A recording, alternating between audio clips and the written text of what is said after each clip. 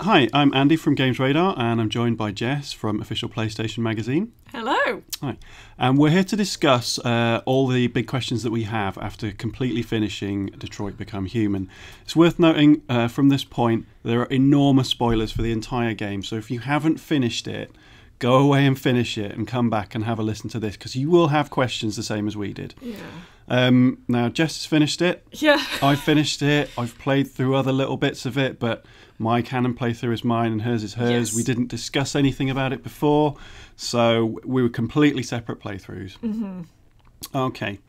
I guess the first big question that we have to deal with is, who the hell is RA9? Alright, I have my suspicions and I have a feeling I know which scenes I mucked up and why I didn't find out the answer to that. So, like, I was thinking, is RA9 like reference to a line of code or like an Android serial number? Is it a specific person or is it this concept? And I feel like I missed out on the answer to that because I bungled a scene with a deviant android, like the house with all the pigeons, right? Yeah. I feel, because obviously I had to let him go. I couldn't let Hank just hang on for dear life, you know. I had to save him. Maybe I would have learnt more if I'd actually tracked down that deviant again, because you don't see much of that deviant after that. So I feel like there's a plot thread I dropped there. So I did the same scene where you chase him out of the apartment, and I got really close to catching him. Yeah, and me too. I think I messed up the last section because it was really quite awkward to get across the little things. I don't know whether or not I think you can catch him. Yeah. I don't think he has the answer. Okay. I think that what you get for that is the decoded diary for when Connor's working out later where Jericho is. Yeah. I don't know what RA9 is. I think, and I don't think it's ever explained. I think it's something that they're going to leave slightly open because That'd be kind of cool, yeah, if it was ambiguous purposefully. Yeah, I was wondering like if it was part of. If it was something that Marcus had somehow done to himself. I did think it was like the big reveal would be like, and this is Marcus's serial number. He is RA9. Yeah. I thought that would have been cool, but yeah. I wondered if it was like part of an Android serial number that one of them had sort of seen in a memory, or whether it was the source of all the deviants kind of thing. Yeah. So I honestly don't know, and it would be a bit sort of supernatural if it was foreshadowing Marcus, because that android was scribbling on the wall before Marcus even broke his programming. Yeah. So I don't know what it is. It just feels like a deviant piece of code, like you say, that they just seem to have latched onto. Obviously, if you guys have any ideas about what RA9 is, or we've only played, between us maybe like 2.5 playthroughs. Yeah. So we certainly haven't seen everything. I'd say that through one playthrough you see about 25% of the entire game. There is a lot to get into, that's for sure. Mm-hmm. So it's quite possible that if you do everything in a certain way, you may find out who it is. Did you, interestingly, Jess, did you do the deal with the guy who created the androids as Connor? Did you shoot the other android in the head as Connor? No, I was like, I was tempted, but like Hank was like, we can leave, and I was like, I'm not going to shoot this android. I'm not doing that. And also, like, the guy's house you're in, he was really annoying me, so I was definitely not going to do what he was asking me. So I was like, nah, I'm not here for this. So I didn't shoot. But it does tell you that really valuable piece of information if you. Big spoiler here. If you choose to go, we're all spoilers. Spoilers all the time now. Incoming spoiler. If you choose to have Connor become deviant, which of course I did, because like he does kind of leave you with that nugget of information, like, oh, there's always an exit path in my programs. Yeah, he said he always leaves a back door in his programs. Maybe RA9 is the back door. Maybe somehow. Oh, so many theories. I wonder if you go back and you do sort of be quite harsh and shoot the android, maybe he gives some of that information away. Yeah, I do want to know what he has to say, but I don't want to shoot another android just to get whatever pearl of wisdom he was offering. I might go quite hard with Connor on my second playthrough because I so was trying too much to get Yes. Hank to like me, whereas in my second one I'm just going to be like, Connor has a job to do. He's an android. He's going to do it. Well, like when I first met Hank, because when I did the preview event, I was like, okay, I'm going to be nice. I'm going to buy him a drink, and then I felt bad because I felt I was enabling him. So in my actual personal playthrough for review, I actually spilt his drink on the floor because I'm not messing around. I'm Connor. I'm the android sent by Cyberlife. Yeah, no, that's the way it's done. So I wasn't like desperate to get him to like me, but I did kind of want Connor and Hank to be buds. Yeah. But I wasn't gonna just let Hank walk all over me either. Okay, now let's. That's quite a good place for us to sort of skip on to our endings. Oh boy. Obviously, yeah, massive. Like again, if you haven't finished it, then my God, you've got to go away because we're going to talk about literally the ending of the game here. Yeah, there's still time. Turn back. There is. So let's start with Cara because I suspect you probably got the same ending as me. Oh, well, what ending did you get? So my final scene with Cara was she got in the boat to go to Canada. Oh, I did not get that ending. Okay. Right. Well, she goes through the bus terminal to try and get the bus. The couple with the baby dropped the bus ticket. Oh. There's no way I was taking that ticket because they literally had a baby. And that was my only chance to leave. But instead, I can't remember her name. The woman who helps out the androids. Rose turns up. Yes. And she says, okay, I've got you a boat which you can go across the river to Canada. So it was Cara, Luther and Alice going across the river to Canada. And along the way, Luther dies because the patrol boats shoot him. No. Oh my God, I feel like I'm spoiling the game for you now. No, not Luther. Yeah, I loved Luther. He's amazing. And Cara gets out and pushes Alice in the boat to the other side. Of course she would. And she gets to the other side with Alice in her arms, and you think Cara's dead. No, sorry, you think Alice is dead because she can't revive her. But then Alice comes back to life and says, I love you, Cara. And it's amazing. I need to play for that ending. I think I will cry. I will definitely cry. It was such an amazing ending. But I played Cara as like the mother who would do anything to save the child. Like tried to be morally good, so like I didn't steal that guy's clothes or anything. Oh, I super did. I didn't try and set a bad example, but I always had the gun in my back pocket because Alice was surviving right to the end. Yeah. No, absolutely. So how did it end? How did Cara end for you? Oh boy, it was heavy. So sneaking around when they start just rounding up androids off the street, I think I failed like one of the penultimate prompts, the sneaking prompts. I just timed it. I got cocky. I timed it badly, and I got caught. And they got shipped off to the reassembly plant. It got really dark. It got really, really dark. Jesus. Yeah, it's as bad as you think. Like, just whatever dark place your brain is going to right now, it is as bad as you think. But everyone survived in my playthrough. I was like, no, we have to get out of this alive.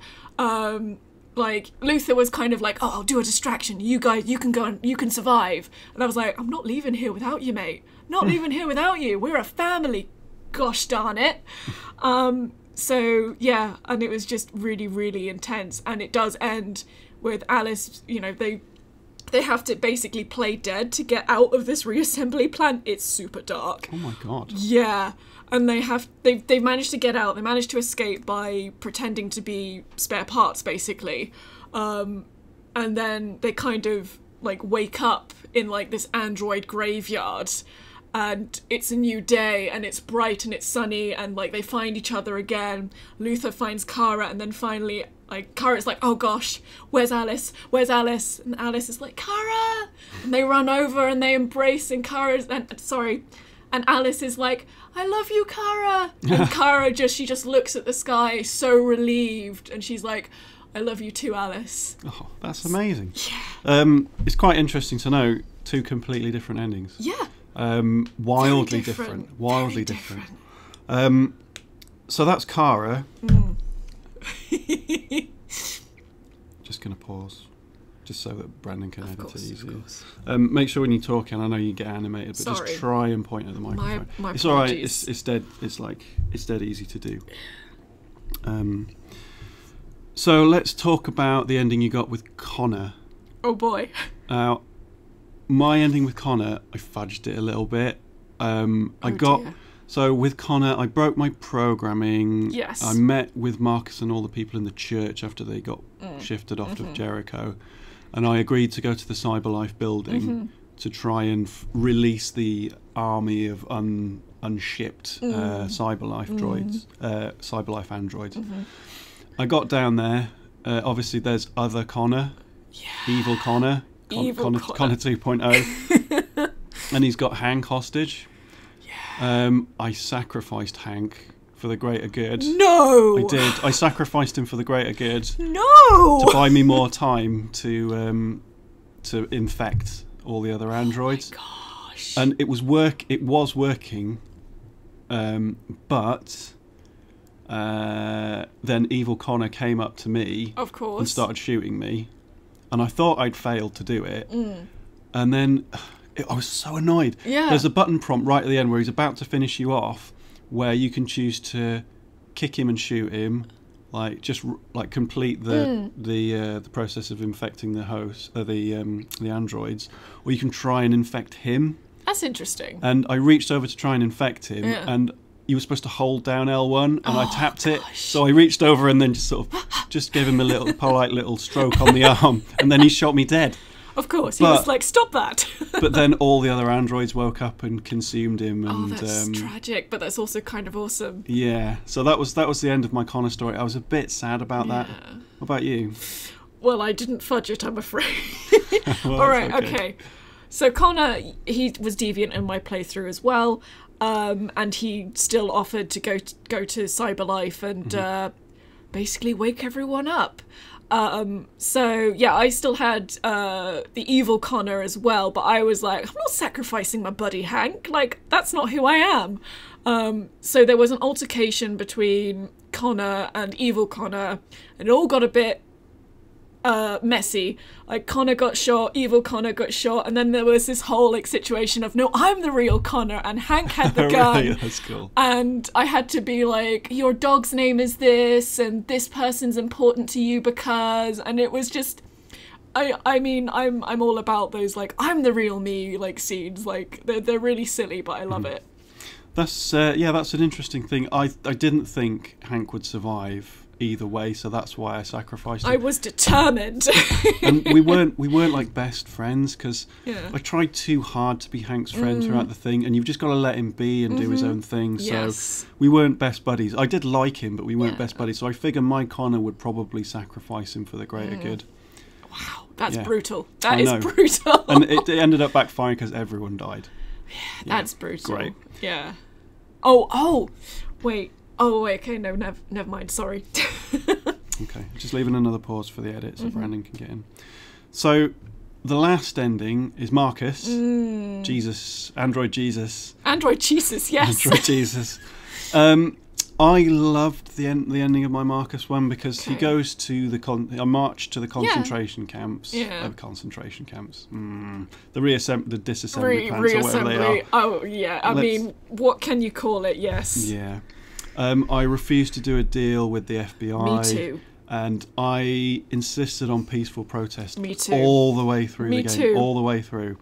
And it got to the end, and there was just like a little bunch of them by the truck, and I chose to sing. Me too. I nearly cried. Oh, that was amazing. I nearly cried. I was just so like choked up, and I just really enjoyed that moment. Yeah. Yeah, that was great. So yeah, we both did the same thing there. We chose to sing, and we saved our people, and all the people from all over the world. Yes. Got on board with the androids, and they all joined them at the end for a little party, a bit like the Ewoks at the end of Return of the Jedi, but without playing the drums on the human heads. Because you mentioned your Connor unfortunately bit the dust. There is a bonus scene. Well, not bonus scene, but because my Connor survived the whole Cyberlife excursion. So, like, when Marcus is kind of talking to everyone, like, you know, we're here to stay. You know, we want rights, kind of thing. Connor actually goes into his mind palace and he has another conversation with Amanda, or something along those lines. And I mean, spoiler time, it turns out like Amanda is, you know, she's there to keep him in line, but also apparently it's implied that Connor going deviant was planned from the start, so he could then take out the deviant leader. So you have to basically escape your mind palace before Amanda takes you over and shoots Marcus. It's really intense. What? Yeah. So basically, like, Marcus is giving his speech and kind of going, we managed this through peaceful protests and look at how great this is. And then Connor in the background is just kind of like, he's not himself at all. And you slowly see him kind of reach for his gun, and then you're playing as like Connor talking to Amanda, and Amanda's like, well, this is what was intended from the start. Goodbye, Connor. Oh my God. And then you remember, like, you're remembering that guy in the house who was saying, shoot this android woman kind of thing. And then he goes, I always leave an exit path in my programming. Like, you hear that on the wind, and you're like, wait, there was that weird terminal I kept, like, trying to interact with every time I've been here. Where is it? But everything is snow covered, and your bearings are kind of muddled up. But I managed to find it. But it was so intense. It was so close because it keeps cutting back and forth. Oh, so he didn't actually shoot Marcus at the end, but the intention was for it to happen. Yes, like if you don't find the escape route in time, it's implied, you will end up shooting Marcus. Could you imagine if you'd been through the whole game and Connor shot Marcus at the end? The worst. Oh my God. The worst. I would have felt so bad about that. Yeah. I actually really loved Marcus by the end, and I thought, oh my God. Yeah. Wow. Okay. So those were our endings. Obviously, when you finish the game, let us know what endings you got in the comments below. People are going to be watching this video who have played it, and if they haven't, I mean, if they've got this far and didn't realise there were spoilers, then it's really on them. There's no hope for you now. drop your ending comments below this video, and we will have a look at them. So the next big question we have, or the big talking point is, I mean, it's going to be quite a quick one. Did you see the twist with Alice coming? Yeah, kinda. Yeah? Well, I mean, to be fair, I did kind of spoil myself before one could spoil oneself on this one. Like, I looked through the PR notes saying, don't spoil it for other people, whatnot, and I was like, and all it said was the true nature of Alice, and I was like, oh, okay. Yeah, you shouldn't have read that. No, I shouldn't have. I didn't read those notes on purpose, and when Luther kept saying to Cara, it's about Alice, I thought Alice was dying or something. Yeah, no, that's possible. I thought you'd get to the end and you'd find out that she was going to die or something, and Cara had all been in vain. I wouldn't have been able to cope with that. No. So I was really glad when I found out she was an android. I felt it kind of muddled a lot of, like, early character motivations a little bit. Like, I understand why they went that route, and when Cara's talking to Marcus in Jericho, like, Marcus going, oh, they hate us, why do you look after her? And I chose for Cara to say, oh, I don't care if she's human or android, I just know she's really important to me. Yeah. And then it kind of led nicely into the revelation of the nature of Alice, the true nature of Alice, but... yeah, I still don't know how I feel about that plot twist. I feel it could have been a bit more interesting. I mean, as a plot twist itself, it isn't super interesting or original, but I like how it informed everything that went before it. Like, you have to wonder about Todd. Yeah. So you go back and think about Todd, and you think, what happened to him? Yeah. Like, did he ever have a wife? Yeah. Did he have a daughter that he replaced with Alice because he lost them tragically, and is that why he's now drinking and selling drugs? I felt a lot more sympathy for Todd after finding out that he had an android daughter as well as an android carer. You know, even though he's an obnoxious child-abusing guy. Yeah. And equally, it could go even darker. You know, he specifically got a child to abuse, maybe. I mean, that is horrific. It's so dark. The deeper you go down that rabbit hole, the darker it gets. And it does raise questions about, did Alice break her programming before she met Cara? And is that why Cara tried to protect her last time? I don't know. But I think it's an interesting way of informing what came before.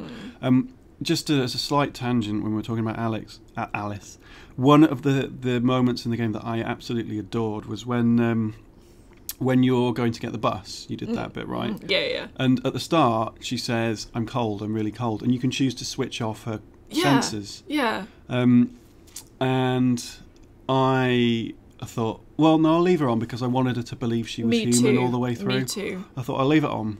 But it would have been more sensible to turn it off because she wouldn't have been shivering as much. But when I got to the checkpoint, I chose to go straight through the checkpoint to bluff my way through. I don't know whether you did that. I suspect you went round, didn't you? Because Yeah, you failed one of the sneaking points. Yeah, I tried to sneak. It told me to sneak, so I was like, "Yep, okay, no objection to that." So I decided to go through the checkpoint to save time, because I thought I'm confident enough to bluff my way through this. And they're going through. Yeah. And like Alice is there shivering. Oh, bless. And the option comes up, like one of the big questions, like the guards going, "What's wrong with her? What's wrong with her?" And you say, "Well, she's cold. Obviously, can't you see her?" Yeah. And that's what convinces the guard to let you through. Wow. Because she's clearly shivering, and Yeah. androids don't do that, or they're not meant to do that, so they let her through. And then there's a super tense bit at the end where she goes, hold on a minute, and Luther and Cara are going, oh my god, we're spotted, and Luther's going, Cara, shoot him. Oh my gosh. And Cara says no. My Cara said no, it's fine. Yeah. Don't panic. Yeah. And he said, oh, you've dropped this. Like, oh my gosh. yeah, it was an amazing moment. Like, So because I was so keen for Cara and Alice to survive. Yeah. Like, I was absolutely gripping my pad, like, oh my god, this cannot, come on, just stop it. Even though I sort of knew in the back of my mind that he was just going to say, oh, as you just dropped your passport or something like that. But yeah, I love that little, that fact that such a small, insignificant decision had such a huge impact later on. Okay, the last thing we're talking about, and it's more of a personal thing really. For you, Jess, what was the most significant moment in the game? What was like the biggest turning point for you? Turning point. Well, the most like significant, like emotional impact wise, would be Marcus just singing at gunpoint, kind of thing. That really messed me up, in a good way. Turning point though, I'm not sure. Like, I feel like because I played Connor as a deviant android, so like when he had this kind of what's the word? He was kind of having this crisis of self, and he was talking to Hank, and Hank was kind of like, well, maybe these people just want to be free. Maybe we're on the wrong side. And the way I was playing it, I was like, no, I don't think Connor's quite ready for that yet. So I was kind of playing it like, no, we have a mission. We need to succeed. We need to get to the bottom of this, you know. And I thought that was kind of interesting and just Okay, I think for me one of the most significant decisions that I made that I didn't realise was going to have a big impact was when you're going to do the speech in the television tower. And I got all the way up, and I'd sort of managed to get all the way up fairly peacefully, and that guy ran off, and I thought, oh no, oh my god, like what do I do here? And you've got a split second to decide whether or not you shoot him or let him run away. And all your mates are going, you can't let him run away because he's going to sound the alarm and we won't be able to do the broadcast and it'll be over. And I was thinking, yeah, but I don't want to kill him because he's just an innocent guy. I ended up shooting him. No! I did, because I thought the mission is more important. Oh my The freedom of androids is more important than one man. You're just stone cold, aren't you? Oh, yeah. It may be making me sound worse than I am. But then what was interesting afterwards is all the media focused on was like one guy being shot. So you'd made this enormous speech, this huge deal, and the fact that you hadn't controlled him and you just shot one guy had meant that was the focus. So it actually negatively impacted the perception of androids. I thought, oh, that's really, really clever. Like, I love the way that played out. So that was like one of the biggest turning points for me. And when I realised that with Marcus I had to like play a certain way, even if it meant huge sacrifices at the end of it. All right, thanks for chatting with me about this, Jess. It sounds like we've had like quite different playthroughs, and it's impacted us in different ways. As ever, if you have any comments, then please leave them in the comment field below. And for all your Detroit coverage, then please stay tuned to GamesRadar.com.